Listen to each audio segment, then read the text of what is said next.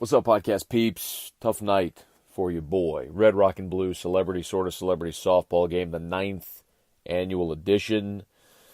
Team Moscona came up short, 19-13. Felt like we had a loaded deck. Felt like we had a great draft. Felt like we had a great plan going into the night. It started off good. We jumped out to a 5-0 lead. Would go up, I believe, 8-2 after 2 innings. Bigger ballpark. We were at Traction this year instead of Tiger Park. So obviously in a bigger park, you're just not going to have as many homers. So you got to capitalize when your big bats come up. And boy, Clark hit a couple bombs. Trey Duncan hit a bomb, and we got out early. But man, that park just swallowed up a lot of our deep flies. You got guys like Austin Bain and Bo Jordan hitting 280-foot line drives with a softball that at Tiger Park are monster homers, but at Traction they're long outs. So a little disappointed in how that played out. A couple of things in the game, though, from Jacques' team that I wasn't super psyched about. And for those that are listening to this podcast for the first time, don't know what I'm talking about. 9 straight years, Jacques Doucet, friend from WAFB TV.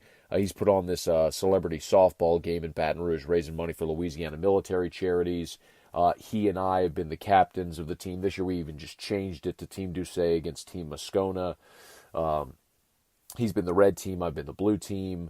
We draft the teams, and it's a head-to-head deal for me and Jacques, and bragging rights for a year. So hate to lose, talk a lot of smack. Last time out, my team won 40-18 over at Tiger Park, and I drafted accordingly. So I tell you what, something I got to consider next year is certainly attendance. When we drafted, I tell you, 2 of my top 5 picks were Ruben Randall and Chad Jones. And both no-showed, and that happens. Things come up. Like I think Ruben. I think he's actually playing in the Canadian Football League. I think he signed a contract in the CFL. But Ruben was going to be my leadoff guy and center fielder. So when you take your leadoff guy and your center fielder out of the lineup and off the field, one of your big bats, it hurts. So that was disappointing. That it played out that way. The red team had a bat that Terrio noticed was different from all the bats that they had assigned our team. And so at one point tried to go snag it and use it when we were batting, and the umpire told him he couldn't do that, and kind of a feeling it might have been a juiced bat. So it was a little disappointing there as well. But all told, great night, man. Raised a bunch of money for Louisiana military charities. We're going to have to try again next year, but a couple of things that were hilarious. One was Les Miles. Les is such a beauty, man. And truthfully, his whole family is great. So his daughter Smacker, who's a TV reporter in Baton Rouge now, was on our team. Les was the coach of our team, sort of the celebrity coach of the team. And man, he was so great. I told him before the game, like, Les, it's still a show, so you got all these people here, so we want to build it up at times. So there was a bang play at first base, and Les run. They called our player out, was Maya Hambrook, former LSU gymnast, and they call her out. Yeah, I think she was safe, but Les runs over there. He's kicking dirt on the umpire. He throws his hat down. It was good. I mean, it was vintage Les. He was at one point going into the 6th inning. We played 7.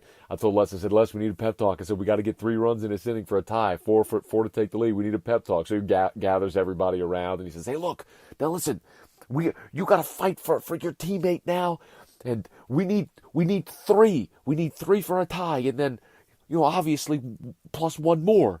I mean, he was awesome, man.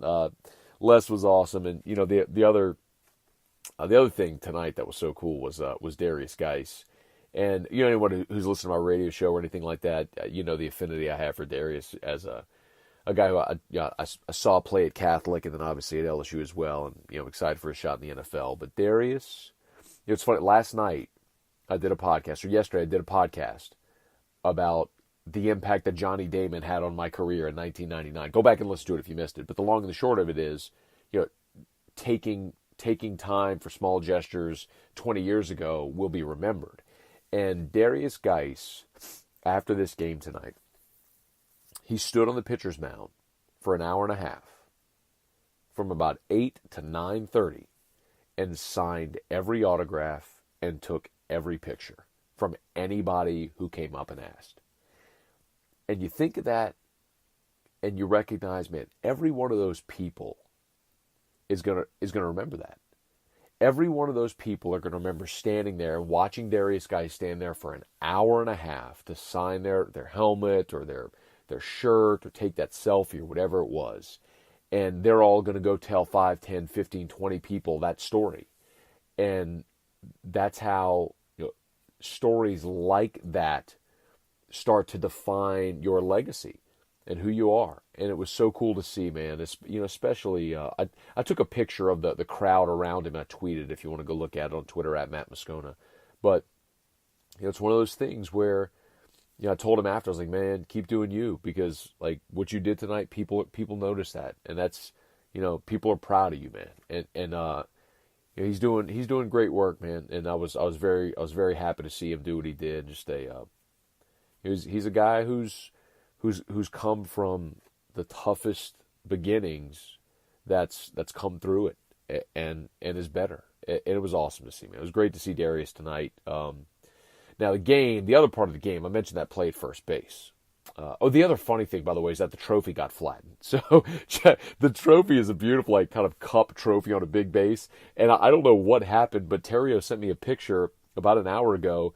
The trophy got completely flattened. So I'm going to tell Jacques it's a tainted trophy for his tainted win, using your juiced bats and me not having a couple of my best players. And the other thing was that play at first base. We were tied, I think, at 5 or tied at 8 in the fourth.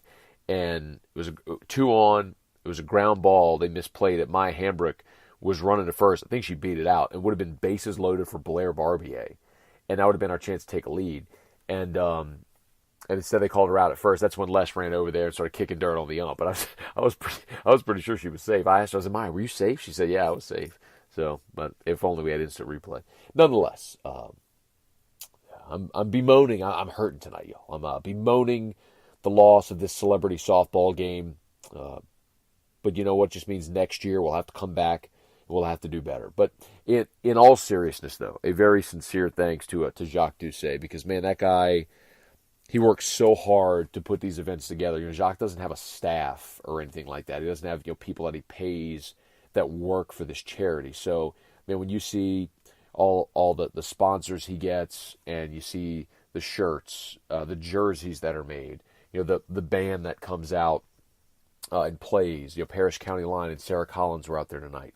All the athletes that come out, it's getting the field it's Jacques coordinating all of that, and he doesn't take any money for it. I mean, he's not making anything on that. It's literally just a fundraiser he does through a charity he started to raise money, and he gives money to Louisiana military charities, and it's one of the coolest, just most noble things that I can think of, and to watch that event grow has been really awesome. So kudos to Jacques. I mean, he and I jaw jack about the celebrity game, and it's our fun banter and everything. And believe me, I desperately want to win, and we'll win next year. But But Jacques did a great job. So congrats and kudos to Jacques for putting on another great event and raising a lot of money for Louisiana military charities. So a couple of like stunners of the night. Will Clapp, who knew? Like, Will Clapp played third base for the red team, for Jacques' team, the entire game, and he was a vacuum cleaner. He scooped up every ball and made accurate throws. I mean, it was stunning to see Will Clapp have the performance he did. Danny Johnson, defensive back from Southern. I think he hit 2 balls into the outfield that became in the park home runs, and he caught everything in the outfield when he was out there. I mean, it was like Jackie Robinson in the outfield. It was amazing watching him run. Willie Mays caught everything. So a couple of surprises of the game, and then man, Jacob Hester still got wheels. Jacob had 2 inside the park home runs, and on one of them, he ran up Chad Sabady's a news anchor for the Fox station in town, and Chad, Hester was running up Sabady's back, rounding third, and he's like, Hester's yelling at him, run, run, run, because he was about to pass him on the base paths. But Hester can scoot, man. I was super impressed, and he also wore icy white batting gloves, like brand new icy white batting gloves, and tape on his wrists. Some guys showed up and took that thing real seriously, man.